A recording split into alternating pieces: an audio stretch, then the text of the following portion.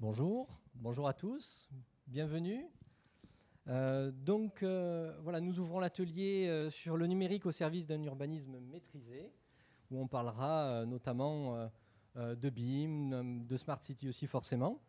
Et pour échanger ce jour sur cet atelier, sur ce sujet, et notamment apporter des retours d'expérience, on accueille aujourd'hui deux entreprises. Donc, la première, à ma droite, Cardam, qui est représenté par David Arbias. Bonjour. Abrias. Abrias, pardon. Abrias.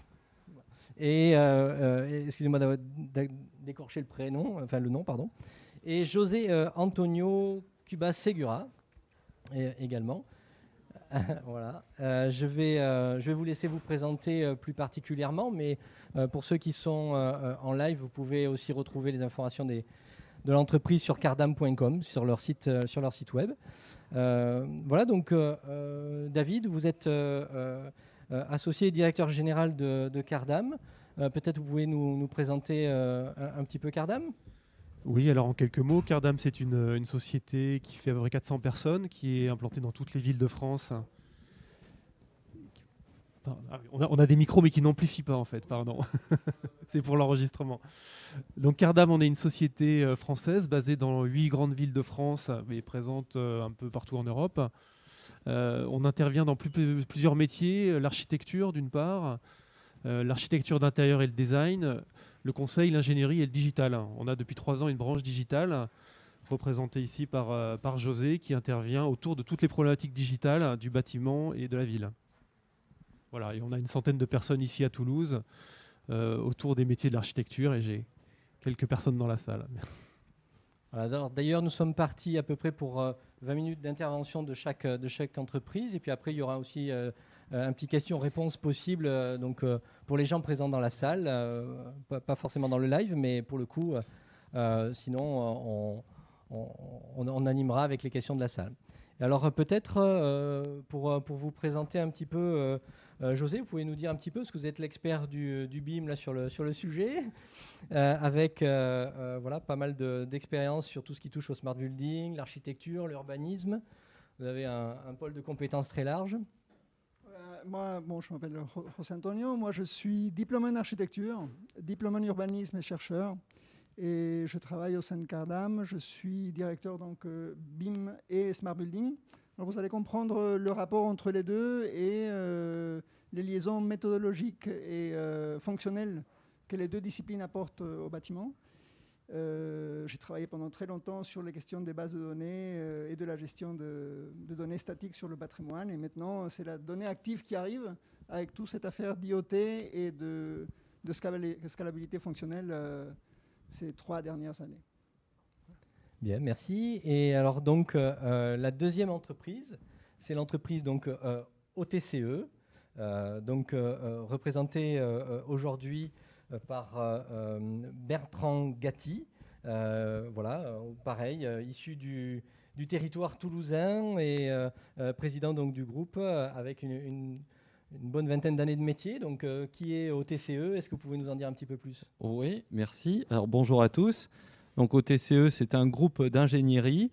C'est parti d'un bureau d'études très toulousain qui a été créé il y a une 50aine d'années. Et aujourd'hui, c'est un groupe qui est un peu partout en France, qui fait 150 personnes et qui fait de l'ingénierie, des bâtiments et des infrastructures, de la conception à l'exploitation. Et du coup, je vous présenterai tout à l'heure un peu notre démarche qui permet d'utiliser les bienfaits du numérique et du développement du BIM, de la conception vers l'exploitation, la maintenance, particulièrement en ce moment. Voilà. Bon. Alors, on a des petites présentations qui accompagnent ces retours d'expérience. Comme José est déjà en place, je propose qu'il commence avec son premier retour d'expérience, le temps qu'il lance la présentation. Là, il s'agira donc effectivement d'un retour d'expérience qui concerne le smart building et avec une orientation vers la smart city. Et notamment, vous allez parler, si j'ai bien compris, d'un projet de campus plutôt très significatif à Issy-les-Moulineaux. Est-ce que vous pouvez nous en dire un petit peu plus ? Voilà. Eh bien, oui. Enfin, on peut en parler. David l'a introduit chez Cardam. On tente de faire un mix des compétences intégrées du groupe sur 2 axes. Alors, par ailleurs, de tous les métiers du bâtiment, sur 2 axes. L'axe traditionnel, historique du bâtiment, et Cardam est bien placé puisque nous sommes une des premières agences d'architecture en France au niveau de chiffre d'affaires. Mais intégrer au métier traditionnel du bâtiment et des bureaux d'études cette composante digitale de façon très importante. C'est dans ce sens-là que Cardam a lancé depuis l'année dernière une nouvelle filiale dédiée exclusivement au digital. Il y a une 40aine de personnes dédiées au développement d'applications de logiciels et de systèmes d'information. J'en parle parce que ça va être intéressant de parler sur ce projet, sur la manière dont on peut améliorer le quotidien des usagers. Alors, l'exemple sur lequel on va traiter, c'est un projet de siège social en région parisienne, 40 000 m² de surface bâtie sur un nouveau quartier d'environ 100 000 m². Et ce qui nous intéresse dans cette histoire, c'est que le client nous a donné comme signe très tôt d'intégrer toute une gamme de services aux utilisateurs et de réfléchir comment ces services pourraient être étendus à la ville et comment les utilisateurs pouvaient s'insérer et s'approprier le milieu urbain de la façon la plus quotidienne, normale possible. Il y a trois éléments à retenir sur ces retours d'expérience. Le premier, qui est de notre point de vue crucial, c'est cette notion, alors on dit souvent l'humain au centre des réflexions, l'humain comme objectif final. Et ben, dans le cadre de cette intervention, l'humain au centre, très concrètement, ça se formalise par un recueil de besoins très spécifiques de la part des techniciens envers les utilisateurs et envers les équipes preneurs et occupants des bâtiments sur qu'est-ce qu'ils veulent du bâtiment de demain. C'est quoi le bâtiment de demain? C'est quoi le bâtiment smart? Et c'est quoi une ville intelligente? C'est quoi les services qui pourraient être étendus? Et donc, sur cette première étape, on a vu émerger 3 notions fondamentales. La première notion qui a émergé, c'est la question de la sécurité. Alors, entre parenthèses, nous est tombée la question de la sécurité sanitaire, qui est maintenant d'actualité et dont le digital, dans le smart building, va participer à faciliter le quotidien. Par exemple, dans cette salle, nous avons un nombre de personnes maximum autorisées. C'est vrai qu'il faut que quelqu'un les compte. Eh ben, il sera tout à fait possible dans ce siège social de limiter de façon automatique le nombre de personnes par pièce ou par secteur et pouvoir en alerter les personnes qui sont en trop, qui puissent trouver d'autres lieux de travail ou de réunion. Mais par ailleurs, bien sûr, tout ce qui concerne la sécurité et la sûreté traditionnelle dans les immeubles, les systèmes de sécurité incendie, comme la sécurité et l'accessibilité. Deuxième point qui nous intéressait sur ce smart building, c'est la question du bien-être. Comment on fait pour que finalement, je ne sais pas si ça vous est arrivé, d'avoir trop chaud ou trop froid dans vos immeubles? Et ce qu'on cherche de façon très simple, c'est de se dire comment le smart building peut faciliter le fait que les utilisateurs n'aient plus ni trop froid ni trop chaud et que les utilisateurs puissent tout simplement se dédier à leurs occupations avec le confort environnement optimum. Et je suis diplômé en architecture, et bien sûr que la première brique d'un bâtiment intelligent passe par la conception intelligente, et donc n'importe quel diplômé en architecture, architecte en France vous dira, donnons les moyens aux architectes de concevoir des bâtiments à hauteur de ce que les utilisateurs le méritent, et c'est tout à fait vrai. Ce qu'on fait avec le smart building, c'est qu'on va compléter ces éléments, c'est qu'on va compléter une proposition architecturale intelligente de toute une série de systèmes qui sont orientés sur le confort des utilisateurs. Et puis, nous ne cachons pas, le troisième item des smart buildings, et qui sera forcément en lien avec la smart city, c'est la question de fonds de productivité. Nous travaillons dans des entreprises. Celui-ci, c'est un siège social ou un campus, ça dépend de la terminologie qui va être utilisée. Au fond, le propriétaire, au fond, l'entreprise occupante va chercher des utilisateurs une productivité maximale.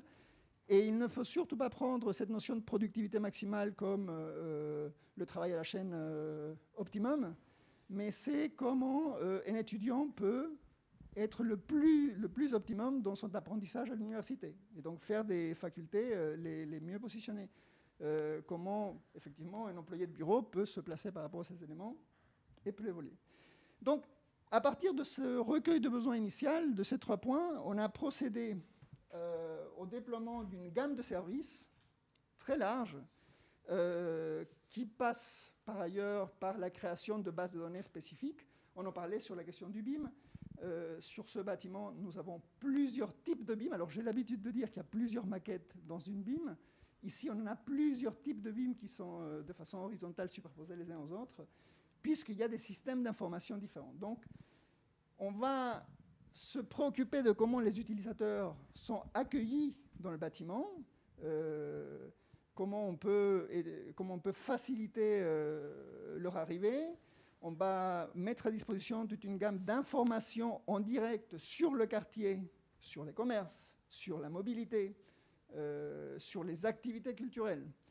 Et puis, tout simplement, là, vous voyez, on a toute une gestion semi-automatisée de l'accès au bâtiment, pour qu'on n'ait pas besoin forcément de s'identifier de façon très externe lorsqu'on y accède. Tout ça forcément autour de la question d'applications qui vont venir agrémenter ce quotidien, qui vont venir faciliter la mise en place de ces services et qui vont par ailleurs mettre en place l'exploitation des données. On y reviendra dessus plus tard. Tous ces éléments-là vont dans son ensemble, pour nous, faire ce qu'on va appeler le smart building. C'est-à-dire qu'on fait le premier pas d'intégration de systèmes de services intelligents.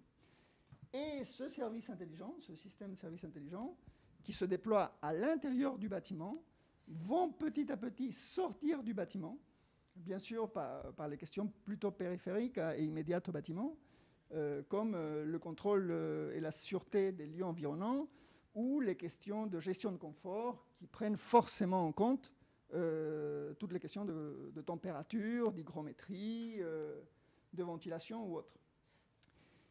Et ce qu'on se pose comme question, c'est quid de l'environnement? C'est-à-dire qu'on a fourni toute une gamme de services maintenant à cet immeuble, on a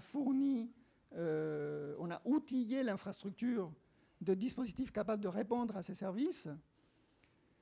Comment la ville et comment le quartier va maintenant accueillir ce site, et est-ce que la ville va pouvoir étendre sur un périmètre plus large ces services? Est-ce qu'on va utiliser ces immeubles, il y en a 3, hein, ce n'est qu'un seul parmi 3 immeubles, comme point d'ancrage du déploiement du service digital au sens large. Et aujourd'hui, ce qu'on essaye de travailler avec les promoteurs, non sans mal, c'est cette logique de scalabilité. On a un service dans un bâtiment, comment on fait pour qu'il y ait une continuité vers l'extérieur? Je ne sais pas, David, si tu veux compléter. Non, mais ce qui est important, je crois, c'est qu'il y a le bâtiment est un des acteurs, enfin un des maillons de la Smart City, parmi tant d'autres, et dans différentes échelles.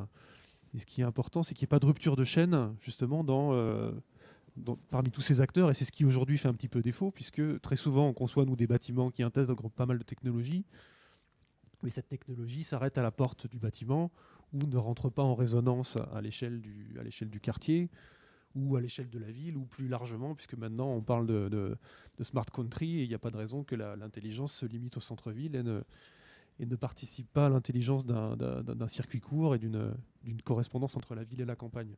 Donc ce qui est, je crois, compliqué, au-delà de toute la techno qu'on peut mettre dans les bâtiments, c'est comment on est synergique avec ce qui se passe autour. Et on voit que ça marche par petites avancées. Ça se fait plus facilement dans des quartiers neufs. On le voit sur des AC, hein, il y a des éco-quartiers, il y a des choses où on peut organiser toute la smart grid et les différents services qui vont aller autour. Mais dans un ensemble bâti, et c'est toute la difficulté dans notre métier, c'est d'arriver à mettre ça en résonance avec ce qui se passe autour, avec notamment une question de de volonté. Hein. Déjà, il faut avoir que tout le monde ait envie que ça marche, et il y a encore beaucoup d'interrogations sur le sujet. Et je crois qu'aujourd'hui, on manque de véhicules, aussi bien juridiques que de montage d'opérations, pour arriver à avoir des ensembles cohérents à l'échelle de la ville. Donc le smart building, c'est une chose.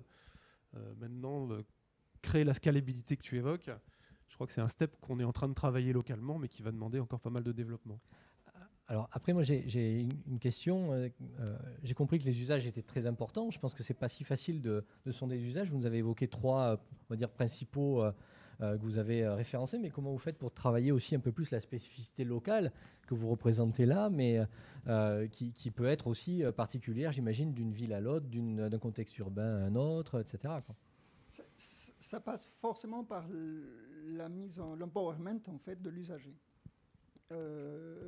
Les bâtiments, au fond, ne sont pas intelligents. C'est vraiment les concepteurs et surtout les utilisateurs qui ont un usage intelligent de ces bâtiments. Donc, un smart building, quand on définit une architecture de smart building qui sera déployée en smart city, on investit, et vous allez voir, le succès des smart buildings touche beaucoup à qu'est-ce qu'on veut finalement faire de ce bien. C'est le moyen qu'on se donne de comprendre l'usager et lui donner le pouvoir de choisir. Comment lui, il va choisir? Alors, presque, il y a une condition finale à ce déploiement, parce que finalement, l'utilisateur peut avoir des idées, la techno peut être mature à un certain moment, mais l'élément final, c'est comment ce quartier est capable d'être évolutif, est capable d'être résilient, et quelle est l'architecture qui se dégage, l'architecture de l'infrastructure technique du Smart City et du Smart Building pour pouvoir changer, évoluer. Je veux compter le nombre de personnes dans cette pièce, mais peut-être que demain, c'est fini. On a un vaccin et on s'en fiche, on met ça à la poubelle. Et donc, comment l'infrastructure va nous permettre de répondre à ça? Et ce qu'on a réussi à mettre en évidence, c'est qu'il y a trois niveaux de réflexion à avoir dans les architectures Smart Building. Forcément, l'infrastructure locale liée à la captation, tous les petits bidouilles qu'il y a partout, à droite, à gauche, les interrupteurs, les sondes et compagnie. Un élément qui est nouveau dans le bâtiment, mais qui est moins nouveau dans l'industrie, c'est les plateformes de management, la plateforme centrale de convergence, qui permettra justement de donner une certaine dynamique à l'ensemble. Et puis, bien sûr, le dernier élément qui est crucial, c'est comment l'utiliser. Quelle est l'interface utilisateur pour arriver à ça? Il est clair que si demain je vous donne une appli et je vous dis que cette appli, c'est l'appli du bâtiment, et comme le bâtiment a 50 ans, et bien vous restez avec l'appli pendant 50 ans, n'a rien gagné. C'est la même chose que mettre un interrupteur. La capacité d'un smart building et d'une smart city doit être organisée selon cette malléabilité, évolutivité et résilience de l'ensemble. Alors, vous nous disiez que donc, vous avez un retour d'expérience, un cas concret finalement. Est-ce que vous pouvez nous donner un peu plus d'éléments sur ce cas concret? Alors, sur le travail qu'on a mené sur ce campus, on a mis une année à designer l'infrastructure technique, d'une part, ce qu'on appellera dans le jargon du bâtiment la gestion technique centralisée ou la gestion technique du bâtiment. Et surtout, on a mis une année à organiser le système d'information et les données qui vont derrière. Je vous en parlais que sur cet exemple, il y a plusieurs types de BIM qui se superposent.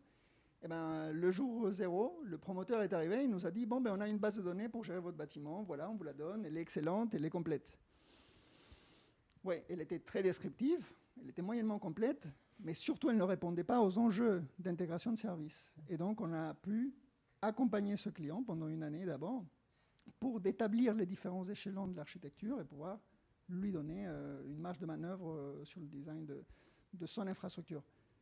Et dans l'étape suivante, on participe aujourd'hui avec lui à la définition des services. Parce qu'on aura fait tout ce travail d'infrastructure pour rien si on n'est pas capable de designer le service final qui sera entre la main des utilisateurs. Et encore, les mêmes conditions dont on a parlé tout à l'heure doivent être respectées, c'est-à-dire que n'importe lequel de ces services doit être remplaçable, évolutif et malléable de manière permanente. Et j'allais dire presque, n'importe quel utilisateur ou n'importe quel citoyen de ce quartier doit être capable d'apporter un nouveau service, puisqu'il a maintenant le pouvoir de pouvoir participer à son smart building, à sa smart city. Après, voilà, vous nous parlez d'une grande ville qui est très digitalisée, avec une culture de la digitalisation, hein, si je ne m'abuse. C'est ici les Moulineaux, c'est ça? Voilà. Voilà, je me disais, mais est-ce que dans des plus petites métropoles comme Toulouse, est-ce qu'on a aussi des potentialités de ce type-là? Est-ce que c'est aussi pertinent? Alors, c'est pertinent partout, hein, évidemment. On parlait de la ville et de la campagne. En fait, le digital n'est là que pour faciliter, fluidifier des fonctionnements et apporter des services, pour répondre à des besoins qui existent. Donc, à Toulouse, on a un certain nombre d'expérimentations. Il y a des choses qui ont été faites dans des écoquartiers à différentes échelles. On travaille, nous, sur un quartier qui est un peu particulier, qui s'appelle Brouardel, qui est en fait les anciennes installations gazières dans le centre-ville de Toulouse. Donc, c'est vraiment un terrain d'expérimentation qui est intéressant parce qu'il est à une échelle de quartier qui permet de faire pas mal de choses, notamment d'un point de vue énergétique. Parce que tant qu'on parle d'IoT ou de services qui ne demandent pas d'infrastructure, c'est facile à faire. Dès qu'on veut commencer à gérer de l'énergie, il faut tirer des câbles. Hein. L'énergie n'est pas encore connectée et c'est beaucoup plus facile à faire quand on est sur un terrain vierge. Donc oui, on va se servir de ce terrain-là comme une zone d'expérimentation, à la fois pour de l'optimisation énergétique, parce qu'on peut faire à cette échelle-là de la solidarité énergétique, c'est-à-dire utiliser les surplus à un moment donné d'une activité pour le déverser dans une autre. On peut faire de la mutualisation de moyens et de services. Ça marche très bien pour les parkings, par exemple. On se rend compte qu'on peut avoir besoin de beaucoup moins de parkings si on utilise habilement un usage pendant la journée pour les gens qui travaillent dans des bureaux et le soir pour les gens qui sont là dans des résidences. Voilà, il y a beaucoup de services qui sont en train d'expérimenter. Je crois qu'aujourd'hui, on en est encore dans cette phase où on démontre l'efficacité de tout ça, parce que ce que tu disais, José, il faut 1 an pour designer ce genre de service. Et ça, pour une bonne raison, c'est qu'on va demander 3 choses basiquement à ce type de capsule. C'est d'abord, il faut que ça marche. Et les services digitaux, ça ne marche pas toujours ou ça ne marche pas longtemps. Donc, il faut trouver des solutions qui soient robustes. Il faut que ce soit frugal, parce que la Smart City va générer énormément de data, va générer énormément de consommation énergétique. Ça n'a de sens que si on arrive à limiter ça à des sujets qui sont pertinents. Donc, il va falloir essayer de gérer cette frugalité. Et si c'est sécure, et c'est la raison pour laquelle ça prend beaucoup de temps, c'est pourquoi nous, on insiste beaucoup sur l'aspect cybersécurité, c'est que tout ça, c'est des portes d'entrée sur des systèmes d'information qui s'interfacent. Et aujourd'hui, que ce soit les clients à l'échelle d'un bâtiment, d'un campus, ou les élus à l'échelle d'une ville, ils entrevoient les opportunités de ces sujets, évidemment. Ils voient aussi beaucoup les risques. Et les risques, c'est ça, c'est des risques de failles de sécurité sur des systèmes qui sont importants. Et c'est très grave pour une entreprise, vous l'imaginez. Et c'est grave pour un système urbain. Si on a un système qui permet de remettre tous les feux rouges au vert, il vaut mieux que ce soit sécurisé. Voilà, donc il y a tous ces aspects dont on doit démontrer que ça fonctionne avant que ça puisse se développer de façon plus large. Et donc, comme vous le disiez, à toutes les échelles, y compris dans les petites villes, et même a fortiori dans les petites villes, parce que c'est là qu'on a besoin de mettre le plus de gens qui sont éloignés en relation. Alors, il faut aussi, de ce que je retiens, je crois, éviter la technologie pour la technologie. Il y a peut-être même des choses à ne pas faire, finalement. Vous avez des cas un petit peu concrets d'échecs ou de choses sur lesquelles, des terrains, on ne peut pas aller. Il faut se dire, ça, si on peut l'éviter, c'est mieux.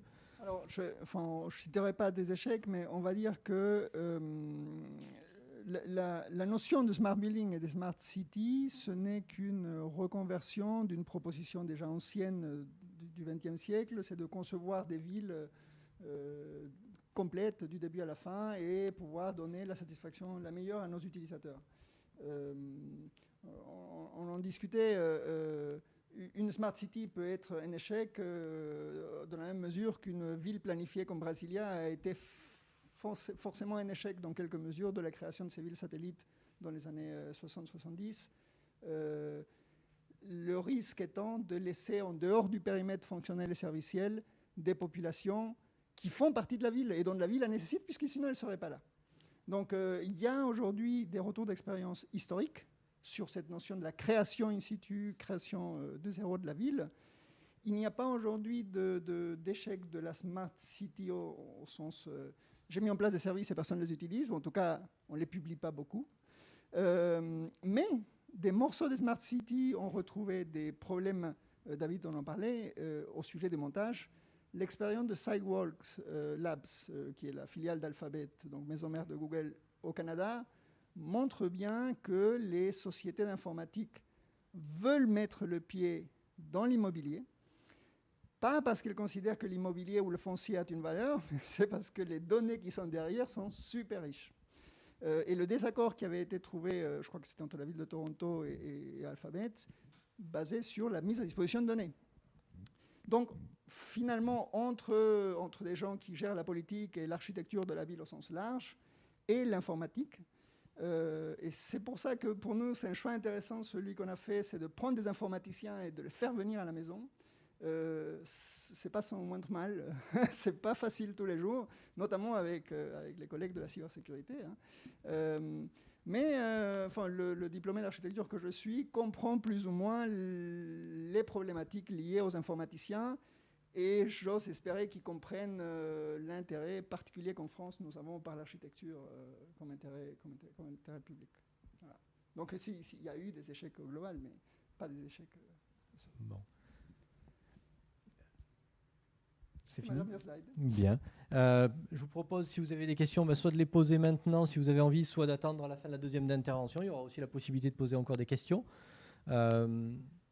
Quelques questions dans la salle? Oui, monsieur? Je rebondis. Alors, je ne sais pas, je suis arrivé un petit peu pendant la présentation. Je ne sais pas si vous aviez abordé ce point. Est-ce que sur des projets comme ça, de quartier ou de campus, puisque je crois que c'est ce que vous présentiez, est-ce qu'aujourd'hui, on commence à avoir un peu des abats qui permettent de dire cette couche d'intelligence, entre guillemets, ça représente un pourcentage de 5% du coût global du projet, chose qu'on peut faire sur les réseaux classiques. On va savoir que le réseau d'assainissement, ça va être à peu près tant de l'ensemble du projet, l'éclairage public, ça va être tant, etc. Est-ce qu'on commence à avoir des retours d'expérience là-dessus qui permettent là aussi de valoriser le projet en disant finalement le coût est relativement marginal par rapport à l'ensemble en fait du Pour reprendre la question pour les personnes qui sont en live, l'idée c'est de savoir donc effectivement est-ce qu'on a des abacs sur des projets comme vous l'avez fait là, effectivement de campus ou de quartier,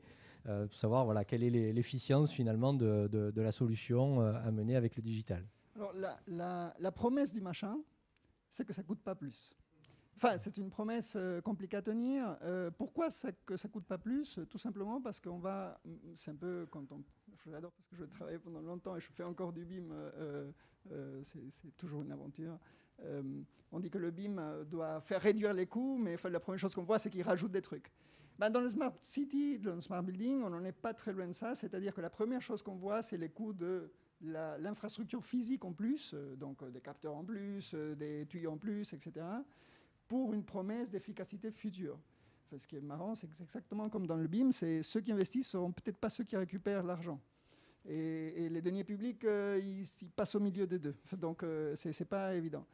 Par contre, on sait aujourd'hui que le coût de déploiement des infrastructures physiques et logiques en matière de Smart Building et Smart City, il tombe de manière surprenante.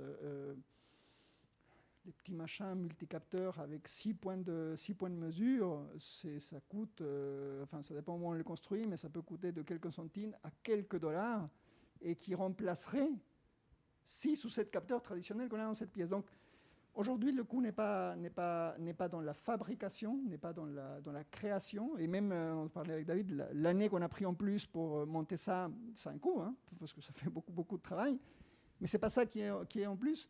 En fait, on constate qu'il y a un renversement de l'économie lié à ça au moment de la mise en place des services. C'est-à-dire que le bâtiment comme un service commence à avoir son horizon arrivé et on va peut-être bientôt se dire effectivement qu'on va peut-être pas être propriétaire de certains biens, qu'on va les utiliser comme des services, à l'exploiter comme des services. Et c'est là où il y a un renversement de coûts. Et donc le coût global sera celui du quotidien qu'on paye pour accéder à ces services et pas forcément celui seulement du déploiement initial. Peut-être pour rajouter sur ce que tu dis, José, pour être capable de quantifier ça, c'est sûr que tout le monde a envie de le quantifier pour budgéter, pour avoir des retours sur investissement. Il faut savoir de quoi on parle. Et aujourd'hui, le volet digital dans un bâtiment, ça recoupe beaucoup de choses, notamment des choses qui sont déjà comprises dans des lots autres. Donc ce qu'on essaie, nous, de formaliser, c'est au même titre qu'on a un lot gros œuvre, second œuvre, etc. On essaie de formaliser un lot smart pour être capable de capitaliser sur qu'est-ce que ça a coûté. Et derrière, c'est ce que disait José, ça a un coût, hein, forcément, parce qu'on va venir rajouter des équipements dans les bâtiments. En revanche, on va venir rajouter aussi une valeur. Et cette valeur aujourd'hui, la façon dont on va la quantifier est en pleine évolution. C'est ce que tu évoquais par Building as a Service. Voilà, aujourd'hui, un investisseur achète un bâtiment. L'exemple typique, c'est le bâtiment de bureau, qui est le bâtiment le plus feignant qu'on connaisse, puisqu'il travaille que 8 heures par jour. Qu'est-ce qu'on fait avec un bâtiment de bureau la nuit ? On peut imaginer qu'on est capable de valoriser aussi ce bâtiment au moyen d'une technologie qui permettrait d'élargir son usage à d'autres choses. Donc, ce qu'on est en train de construire, et c'est en train d'être fait, je pense qu'on n'aura pas de retour d'expérience avant plusieurs années, parce que tout ça, c'est assez long, c'est définir qu'est-ce qu'on met dans ce lot smart et quelle valeur ça peut apporter en face en termes d'exploitation ou de valorisation du bien au regard de son usage. C'est une question que tout le monde se pose, je partage. Un hôtel qui devient un bureau, un logement, un bureau qui devient un logement qui devient hôtel, Airbnb est passé par là, voilà, on le voit que c'est des choses qui sont en train d'arriver. C'est très intéressant la question que vous avez soulevée, parce qu'effectivement, ça va faire le lien aussi avec l'intervention de Bertrand qui va pouvoir prendre la main. Donc merci José, merci David. Oui, il y a des obligations aussi légales qui vont maintenant peut-être vous engager à être plus attentif, à faire un peu plus attention justement à tout ce que ça peut apporter que ces smart buildings. On parle notamment du nouveau décret tertiaire. Je pense que voilà, Bertrand va pouvoir nous en parler en nous présentant un petit peu aussi son groupe et ce qu'il peut faire sur un retour d'expérience qui est là plus sur les jumeaux numériques pour la conception, la modélisation et surtout la maintenance, l'exploitation, on va dire, des bâtiments en général. Merci pour cette transition toute trouvée. Oui, donc moi je vais vous parler, je l'ai intitulé le jumeau numérique parce que finalement c'est ce nouvel enfant qui nous suit. Moi je suis issu de la conception, bureau d'études, comme on disait, maître d'œuvre. Et finalement, la chance de ce qui nous arrive, de cette numérisation, de ce phénomène BIM, de tout ça, fait que finalement on se rend compte qu'on a de nouvelles opportunités. Et donc mon groupe se lance un peu dedans assez fortement. Et vous verrez que finalement il y a une histoire de boucle. Voilà. Alors, donc pour nous, un petit retour sur mon groupe. Donc un bureau d'études qui existe depuis 50 ans, qui vient de Toulouse, qui s'est développé, qui a voulu toujours faire du tout corps d'État. Hein, c'est pas simplement faire de l'étude de la structure, de l'électricité. Donc, on s'est arrêté à de l'ingénierie, on ne fait pas d'architecture.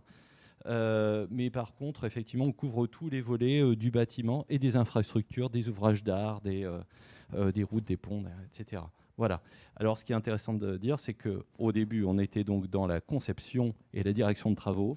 Et maintenant, évidemment, on va dans la programmation et dans la maintenance. Et on se sert de ce phénomène qui se passe de numérisation pour étendre un peu ce volet. Ce qui nous intéresse, ce n'est pas de couvrir la France exactement partout, le monde, c'est plutôt d'essayer de faire cette boucle et de se dire que finalement, cette conception, on est bon concepteur quand on aide à exploiter parce qu'on se sert de l'exploitation, etc.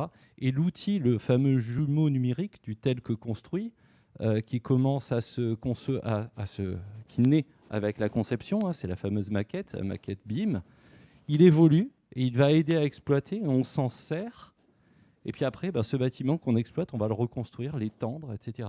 Donc il continue sa vie et ça boucle. Voilà. Alors, on est parti du BIM, on s'est dit, pour nous, c'est une opportunité, c'est pas une fatalité. même s'il a fallu changer, parce que je vous ai dit, dans mon bureau d'études, 50 ans, des ingénieurs, des projeteurs qui travaillent différemment, qui sont plus à travailler. Il y a pas que c'est pas que le fait d'être en 2D, hein, c'est le fait de concevoir un objet plutôt que de faire un plan, quoi. C'est intégrer un objet dans un environnement, et tout le monde travaille comme ça, avec des architectes qui travaillent comme ça. Bon, ça a été compliqué, on a senti qu'il fallait beaucoup communiquer dessus depuis 5 ans. On l'a fait d'ailleurs au sein de la mêlée, puisque l'année dernière, l'année précédente, on a fait des retours d'expérience sur le BIM. Parce que certes, nous qui sommes dans la conception, c'était évident, mais il y avait des entreprises aussi qui réalisent, qui doivent se servir de cette maquette pour exécuter. Donc ça, c'était déjà beaucoup moins évident. Il fallait, parce que pour que ça fonctionne, effectivement, il faut que toute la chaîne et tous les acteurs du bâtiment le prennent, cet outil. Et maintenant, évidemment, et je vais y revenir beaucoup de fois, l'étape d'après, c'est tous les acteurs de la maintenance, de l'exploitation du bâtiment et les usagers qui doivent utiliser cette base de données, ce jumeau du numérique qui transmet des informations, qui en reçoit et qui permet effectivement de faire vivre le bâtiment et puis de lui donner une deuxième vie. Voilà. Une troisième, etc. Donc c'était une opportunité, le BIM. Alors bon, simplement pour revenir dessus, sur le BIM, il y a des différents niveaux de définition, de level of development. Donc ça veut dire que c'est quelque chose qui est normé, ça veut dire qu'on a tout de suite prévu de pouvoir aller de la programmation, du pré-design jusqu'à le as-built, c'est-à-dire effectivement la maquette, le jumeau qui va servir pour l'utilisateur. Mais le niveau d'appropriation du BIM aujourd'hui, c'est que effectivement, on est là à peu près dans l'engineering, dans la construction. On s'en sert là. On n'est pas venu encore à l'utilisation dans l'exploitation. On voit que c'est logique, hein, on suit les étapes dans l'appropriation de cet outil. Et on se rend compte que c'est là qu'il y a un progrès à faire. Et alors, il y a des opportunités qui ne cessent d'arriver. Et on va... je vais en parler de quelques-unes, je suis sûr que vous allez en trouver d'autres même. Voilà, ce niveau de développement du jumeau numérique, qui va donc de la programmation à la fin de vie, on peut le représenter de façon circulaire. Voilà, également. J'y reviendrai tout à l'heure. J'ai remplacé du coup maquette numérique par jumeau numérique. Voilà. Alors bon, on ne va pas revenir sur le BIM, co-construire ensemble sur une seule maquette. Je crois qu'on en a beaucoup parlé. C'est maintenant quelque chose qui se pratique. Bon, nous, on travaille sur des grands projets d'infrastructure, comme sur l'extension du métro de Toulouse, avec ce modèle-là. Là, ce sont les stations aériennes de la prolongation de la ligne B. Évidemment, c'est concevable, c'est incontournable sur des grands projets d'infrastructure. L'enjeu, ça a été effectivement de le développer sur le projet du quotidien, la petite école, avec des acteurs qui n'ont pas forcément tous les moyens de pouvoir s'équiper. Mais l'intérêt est partout. Il n'est pas que sur les grands projets. Et on y arrive. Mais c'est progressif, effectivement. Ça arrive dans les granulométries des petits projets encore trop lentement. Voilà. Alors, ce qui était intéressant, ça se superpose un peu. Ce qui était intéressant, c'est que nous, on s'est dit, pour concevoir en BIM, c'est bien, mais on va essayer de se focaliser sur la saisie de l'existant, essayer d'avoir nos propres outils. Et ce qui est intéressant, c'est qu'on a découvert en fait d'autres missions possibles en se disant, il faut que j'ai l'existant. Donc, avec des scanners 3D, et ça se fait pas tout seul. C'est pas simplement effectivement balancer un scanner, avoir un nuage de points. C'est être capable d'interpréter ces nuages de points, les transformer en des objets intelligents qui vont nous servir pour concevoir ensuite les modifications qu'on va apporter au bâtiment. Et puis après, on s'est dit, mais attendez, je saisis l'existant, il y a une partie du bâtiment que je vais modifier, c'est bien, mais et si je proposais à mon client, logiquement, de saisir un peu tout ce qui est en continuité pour commencer à construire ce jumeau numérique de ce qu'il a et parler d'une exploitation globale du bâtiment en partant de des belles opportunités qui qui se sont présentés. Oui, d'ailleurs, moi, je dois dire, j'ai eu des clients là, qui m'ont sollicité pour de l'accompagnement digital en post-confinement. Ils étaient tous en télétravail. Ils étaient tous au départ, avant le confinement, tassés dans leur bureau. Ils découvraient de nouveaux espaces. Et ils rentrent effectivement d'un seul coup avec cette nécessité d'exploiter un petit peu différemment leur bureau, en fait. Donc là, vous pouvez projeter dans ces jumeaux numériques ces nouveaux univers. Comment ça se passe? Alors oui, exactement. Je vais y venir tout à l'heure. Effectivement, on s'aperçoit finalement que on peut tout à fait étendre cet outil et le transformer en un outil de gestion de l'occupation, du patrimoine. Et finalement, en partant d'un projet modifié, on s'aperçoit qu'on peut tout de suite développer un service assez facilement, puisqu'on a la donnée. La grande difficulté, c'est effectivement quand on s'attaque à ce genre de choses, allez, scanne un bâtiment, voilà, ça, c'est bien, mais il faut savoir effectivement le niveau d'exigence que l'on veut avoir avant de se lancer dans une récolte d'informations. C'est pas simplement un scan, ça peut être des plans, ça peut être effectivement des factures, de la consommation réellement faite, des capteurs qu'on met, et il faut ensuite bien structurer cette donnée. Donc c'est vrai qu'on a dû beaucoup apprendre. Il faut que la maîtrise d'ouvrage imagine déjà ce dans quoi elle doit se projeter, Voilà. quelles sont ses exigences aussi en termes de résultats, de livraison, etc. Tout à fait. Alors en termes de résultats, on va voir que des obligations vont arriver. Alors on a aussi fait des numérisations. Il y avait des vidéos, voilà. On a aussi fait des numérisations de grands espaces avec des drones, des drones et du lidar et des systèmes de photogrammétrie. Ça, c'était pour avoir rapidement des zones, des grandes zones, des grands hectares pour faire de la topographie. Et alors ça, c'est marrant parce que c'est un projet. Alors, si la vidéo se lance... Peut-être pas. Alors, en fait, on a numérisé 130 hectares de garrigues parce qu'il fallait connaître la topographie des lieux pour faire un grand projet d'aménagement. Et on n'avait pas le droit de défricher parce qu'en même temps, il fallait faire une étude d'impact pour pouvoir avoir le droit de défricher. Donc, comment faisait-on pour avoir la topographie des lieux? Donc, on a numérisé ça en 3D. Et à partir du moment où les arbres sont en 3D, on arrive à annuler cette couche de canopée, à retrouver les points du sol et avoir une topographie qui permet de faire un pré-aménagement. Donc ça, c'était dans l'idée, tiens, on saisit tout l'existant et on saisit la forêt, mais on s'en fiche puisqu'on veut avoir des niveaux de topographie. Et ce qui est marrant, c'est qu'on s'est rendu compte, puisqu'on travaille aussi avec des écologues, ils nous ont dit, mais nous, ça nous va très bien que vous gardiez la numérisation de la faune, de la flore, parce que justement, quand on va instruire notre étude d'impact, on va se servir de ce développement de la flore qui est numérisé en 3D pour montrer son évolution, proposer les compensations, la remesurer après, 5 ans après, par rapport aux mesures compensatoires qu'on a fait. Et finalement, on s'est rendu compte que saisir l'existant, c'est pour une fonction, en apporter une autre. Ouais. D'où des opportunités. Trouver d'autres usages. Voilà, énorme avec le même travail, quoi. Un super champ des possibles. Voilà. Alors, donc ça, c'est effectivement, on voit qu'on a fait on a annulé et on a fait des lignes, un plan topo, quoi, finalement. Voilà. Alors, du coup, j'avais présenté ce petit cycle parce que ce qui est intéressant aujourd'hui, c'est de travailler sur cette boucle. Le jumeau numérique doit aller en exploitation. Et effectivement, on imagine qu'on a créé notre bâtiment, on a fait notre tel que construit quand la construction est terminée.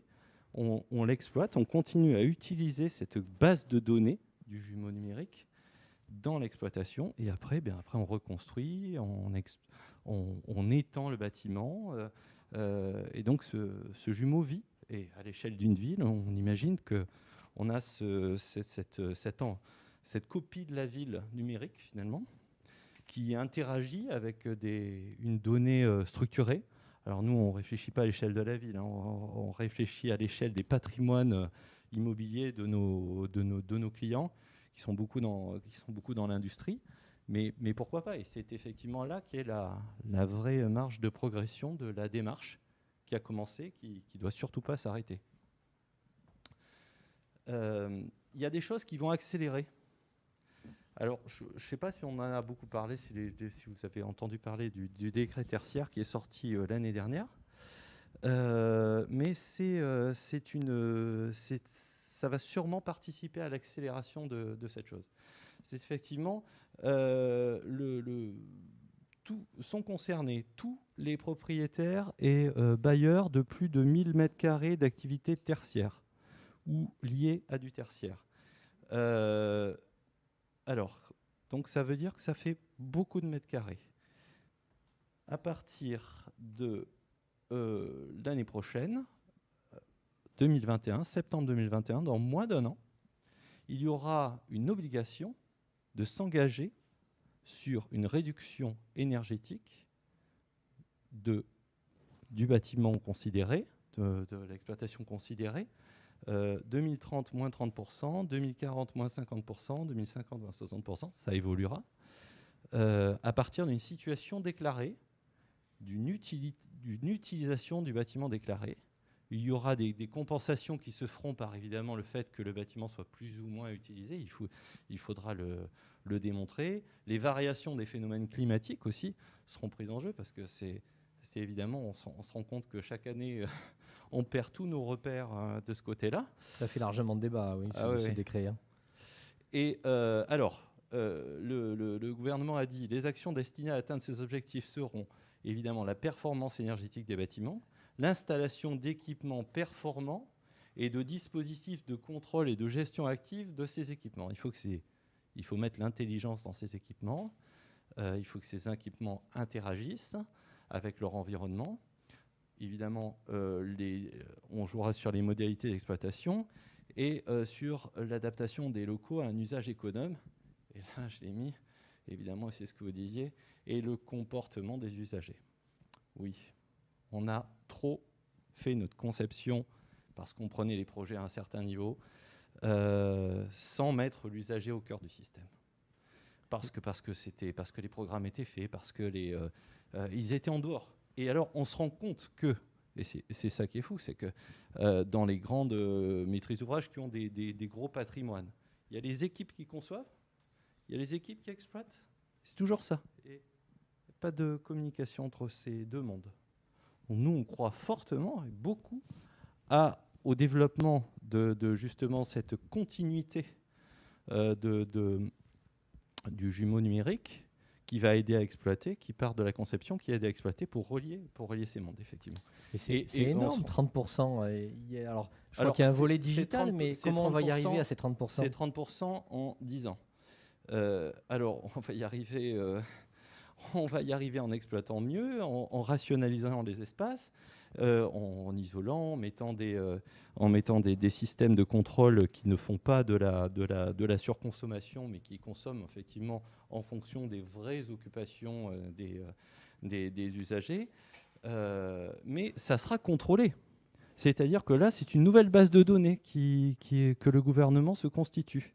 Les préfets vont récupérer, une plateforme va être mise en place, et chacun va déclarer finalement, voilà, moi je dépense tant avec mon tertiaire, et dans 10 ans, je devrais faire moins 30, et à moins que je puisse démontrer le contraire. Donc on est vraiment dans la démarche. Hein. Le gouvernement, l'État s'équipe pour mieux nous contrôler et remonter ces données. On parle du tertiaire. Vous savez, mais les collectivités, les entreprises qui sont concernées directement par tout ça, il va falloir qu'elles y aillent à fond. Enfin, voilà. Comment c'est possible? Est-ce que ces plateformes numériques et digitales sont déjà suffisamment déployées? Alors, elle sera déployée donc dans moins d'un an. Et donc, il y aura une modulation, hein, évidemment, des exigences. Les exigences vont se préciser. Je pense qu'elles seront réévaluées en fonction de ce qui se passe dans la vie de notre pays. Néanmoins, la démarche, il n'y a pas de retour en arrière. On est dans vraiment cette démarche d'exploiter mieux et de s'engager à exploiter mieux son patrimoine immobilier. Et donc, effectivement, ces bâtiments feignants, pour reprendre votre terme, David, du tertiaire, on arrête de les rendre feignants, quoi. On veut les remettre au travail. Voilà. Il y a en plus, je l'ai mis, l'effet du Covid qui va nous faire une accélération du besoin forcé, puisque cette malheureuse crise sanitaire nous a démontré que le télétravail était possible et il ne pourra pas y avoir de retour en arrière sur le télétravail. À partir du moment où ça a commencé, on ne peut plus dire non, c'était quand même mieux quand on se voyait, on ne peut plus. C'est le télétravail, il n'y a plus de recul. Donc là aussi, il faut en faire une opportunité. Mais à quantité d'activité constante, on estime entre 10 et 15% les surfaces de tertiaire, dès que le télétravail est vraiment mis en place, seront surnuméraires de 10 à 15%, puisque nécessairement un jour de travail à la maison ou 2 jours par semaine. Mais c'est même parfois plus important que ça. Ça dégage des... Oui, c'est énorme. C'est 10-15%. Les chiffres ne sont pas encore là, mais on va les voir dans un an. Hein. Elles vont être... Donc aujourd'hui, on se retrouve avec trop de tertiaires, des bâtiments feignants dans le tertiaire et surnuméraires en mètres carrés, d'un coup. Parce que, voilà, hein, c'est clair, hein, le télétravail, on ne s'y mettait pas. Donc, et là, tous nos clients sont un petit peu perdus par ça, et donc il nous faut les accompagner sur l'aide à la gestion de ça. Alors comment vous faites, un client qui me dit demain quelle solution il existe là, moi j'ai besoin presque de faire comme je crois que vous avez un terme, on dit un petit cocon ou quelque chose comme ça. Oui, parce qu'il y a d'autres effets où là c'est carrément plus catastrophique que ça. On travaille pas mal dans l'hôtellerie et puis dans les grands secteurs de transport. Je vous présenterai après, là, avec Aéroport de Paris notamment. Donc là, c'est carrément Aéroport de Paris n'a plus que, au mieux 30% de sa surface de terminaux exploités aujourd'hui. Donc là, c'est même pire que tout. C'est arrêter l'exploitation d'un bâtiment, le mettre en cocon demande effectivement toute une démarche dans la maintenance différente, et en plus ils n'ont jamais vécu ça, quoi. Donc ils sont tout le monde est un peu perdu par le système, et l'intérêt effectivement d'avoir ce bâtiment, ce jumeau numérique qui existe, permet de simuler, de modéliser tout de suite la bonne mise en réduction d'activité ou en flex office, etc. Et d'avoir les modélisations des conséquences, parce que évidemment on n'arrête pas des réseaux en charge, on maintient des circulations sans être trop technique, mais chaque organe du bâtiment nécessite quasiment une action différente. Voilà. Et l'intérêt, c'est de pouvoir la modéliser le plus vite pour pouvoir prendre la meilleure. Voilà. Oui, donc effectivement, on a des contrats. L'ingénierie d'exploitation sont les contrats classiques que l'on connaît. L'appareillage des bâtiments, les contrats de crème, le commissionnement, l'inventaire patrimonial. Notre groupe là c'est beaucoup développé et est en train de beaucoup se développer sur l'asset management, quoi, le management des actifs. Alors en fait ça c'est une démarche qui vient du monde industriel et qui en fait est appliquée mais très peu en France, beaucoup plus dans le monde anglo-saxon, sur une gestion on va dire rationnelle de la façon de valoriser, d'exploiter, d'avoir des indices de vétusté du bâtiment et du coup d'agir. Et elle est forcément basée sur ces bases de données récupérées, collectées, ce fameux jumeau numérique du patrimoine. Donc ça permet effectivement de réduire les coûts globaux. On parle de cycle de vie du bâtiment, de cycle de vie global. On ne s'arrête plus maintenant, on s'interdit quasiment à le faire. Le coût de construction, pour nous, c'est dépassé. on parle plus de coûts de construction. Enfin, on en parle forcément parce que nos interlocuteurs, ils ont leur budget, etc. Mais très vite, si on intervient en amont, c'est mieux. On met au cœur du système en fait le coût global du bâtiment, le coût de sa vie, sa capacité de réutilisation dans notre intervention. En fait, voilà. Cette démarche-là d'asset management, elle est normée. Elle vient du monde industriel. Et mon groupe, avec un partenariat d'un certificateur, déploie en fait des services qui permettent de déployer en fait cette norme sur les actifs immobiliers, en fait des grandes gestions de patrimoine. Voilà. Donc, et c'est oui, alors pour être un peu plus détaillé, effectivement, on rentre dans la vie des actifs.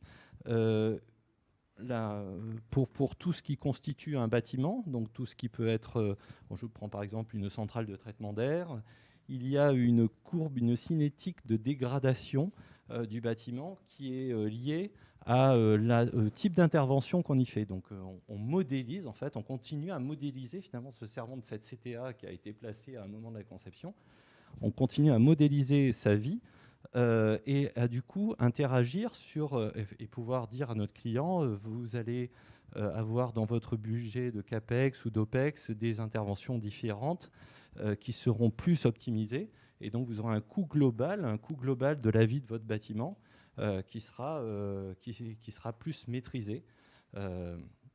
Voilà. Et donc effectivement là la mise en cocon de ces bâtiments, là ça nous a fait des missions qui ont démarré tout de suite. Oui, parce que là tout est lisible. Pour pouvoir intégrer en plus ce nouveau phénomène, quoi, qui est quand même assez nouveau et relativement généralisé. Ça représente énormément dans l'hôtellerie et le transport, déjà ça représente un nombre de mètres carrés phénoménal. Voilà.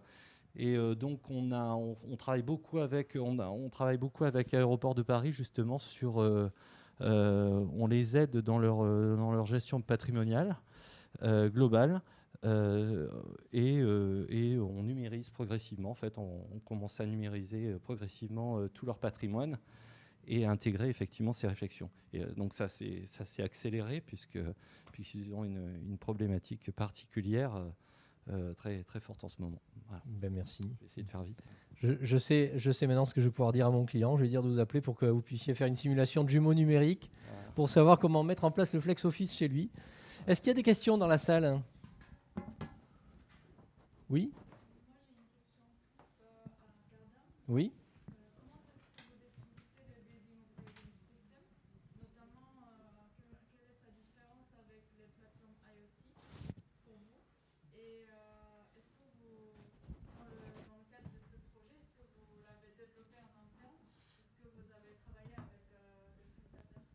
Alors, peut-être juste pour reformuler la question, comment vous différenciez en fait l'IoT des plateformes donc BIM ou Smart Building et comment vous gérez ça du coup? Alors, je vais essayer de ne pas dire de bêtises parce que il y a l'équipe BIM de Cardam qui est assise derrière vous. Merci d'être venus, les gars et les filles. Oui, on a évidemment mis en place une démarche BIM depuis presque une dizaine d'années maintenant. C'est vrai.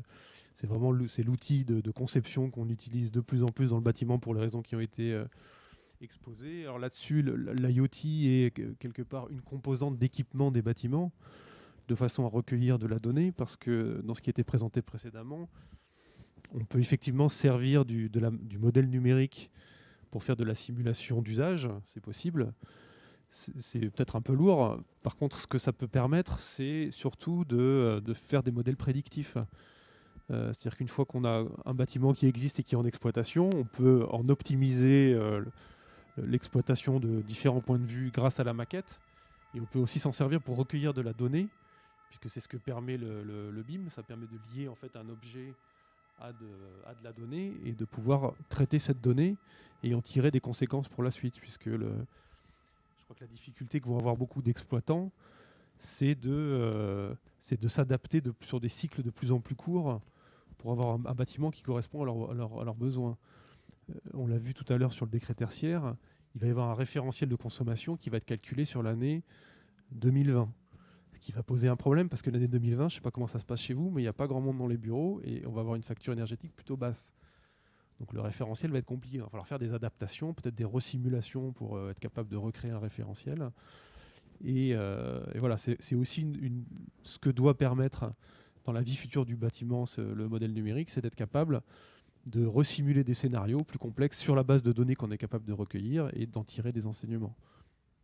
J'ai peut-être un peu dépassé la question, ou je suis passé à côté, je ne sais pas. Ça répond à votre question, c'est bon?